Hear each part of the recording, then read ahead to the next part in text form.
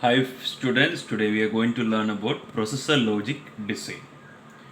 So a processor unit is that part of the digital system or digital computer that implements the operations in the system. So whatever operation the system has to perform, it is performed by the processor unit. It is comprised of a number of registers and the digital functions that implement arithmetic, logic, shift and transfer micro operations. So it contains so many digital functions for performing arithmetic operations, logical operations, shift operations and transfer operations. Now we will see what a CPU is all about. So the processor unit along with the control unit is called the CPU or the central processing unit. So the control unit supervises the sequence of micro operations. So together we call it as CPU or central processing unit. So the digital function that implements the micro operations on the information stored in the processor registers is called ALU or the arithmetic logic unit. So the ALU, the main function is to perform the operations that is specified. Next we are going to learn about processor organization. The processor part of a computer CPU is sometimes referred to as the data path of the CPU because the processor forms the path for the data transfer between the registers in the unit. So the registers has to communicate by transferring the data and it is helped by the data path which is formed by the processor. In a well organized processor unit, the data paths are formed by buses and other common lines. So, we are now going to learn about buses which forms the data path. And this is a diagram which shows a bus organization. So, this figure is all about the processor registers and ALU connected through common buses. So, we are going to see the details of this diagram. So when large number of registers are included in a processor unit, it is most efficient to connect them through common buses or arrange them as a small memory having very fast access. So the main thing to connect this is through buses and the other method is by making all the registers in a memory that we'll learn in next section. So now we are going to see about bus organization. So the registers communicate. The registers communicate by two methods. First is direct data transfers, and the second one is performing the various micro operations. The figure shows the bus organization for four processor registers. You can see here there are four processor registers R0, R1, R2, and R3. Each register is connected to two mux to form the input buses A and B. You can see each of these registers is connected to two multiplexers, mux and this, and mux to form the input buses A and B.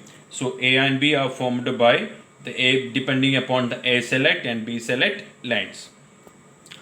The selection lines select one register for particular bus. So the A select will select one input and B select will select the other input.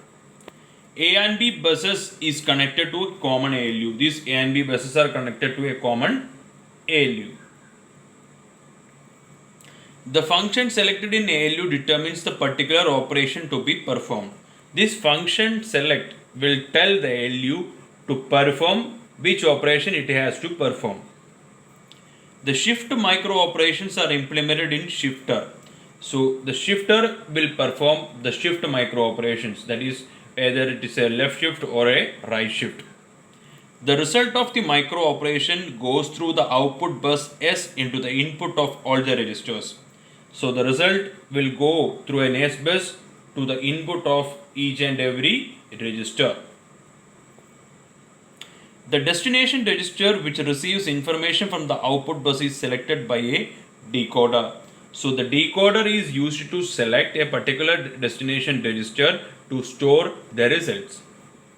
When enabled, this decoder activates one of the register load inputs to provide a particular path to store the result. So when activated, this load input will be activated depending upon the register in which the output should be stored. The transfer path between the data on the S bus and the inputs of the destination register. That is only I told.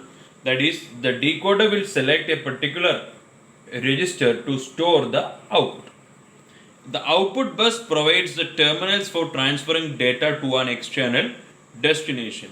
So, it also provides a terminal for transferring data to an external destination also. So, destination selected can be selected. Also, you can see that this line goes like this. That means the output can be transferred to an external destination.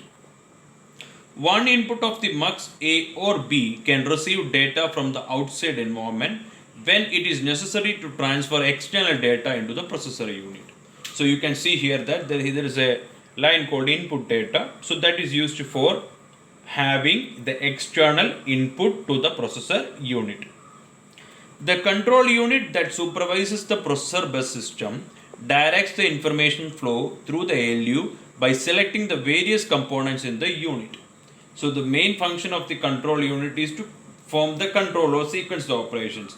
You can see A select, B select, function select, shift select, destination select. All these work with the help of control signals. Now we are going to explain these concepts based on an example. So we are going to perform micro operation R1 replacement R2 plus R3. The control must provide the binary selection variables for the following selector inputs. First one is mux A selector. It is to place the content of R2 into bus A. So this mux A selector means here the content is R2. It will be selected and it will be loaded into A bus. Similarly, the content of R3 will be selected and it will be loaded into B bus. That is mux B selector to place the contents of R3 onto bus B. Next, ALU function selector. This is the ALU function selector. To provide the arithmetic operation A plus B. Here the operation is A plus B. So that addition operation will be selected. Next is shift selector. For direct transfer from the output of ALU onto the output bus S. Here there is no need of any shift because shifting is not required in this operation. So directly the information will be transferred to the output bus S. So here the shifter is idle and it will perform a no shift operation. That means no shifting. Directly the information will be transferred to S bus. Next is decoder destination selector. That is destination select. It is to transfer the contents of bus S into R1. So the contents of S bus will be loaded into R1 because in our example it is R1 is the destination register. The 5 control selection variables must be generated simultaneously and must be available during one common clock pulse. For this operation to take place, the 5 control variables that we have already discussed should be available in a single clock pulse for the entire operation to be take place. So today we have learned about processor organization, then processor logic design, basic concepts, and bus organization we have learned. Hope you enjoyed my class. Thank you.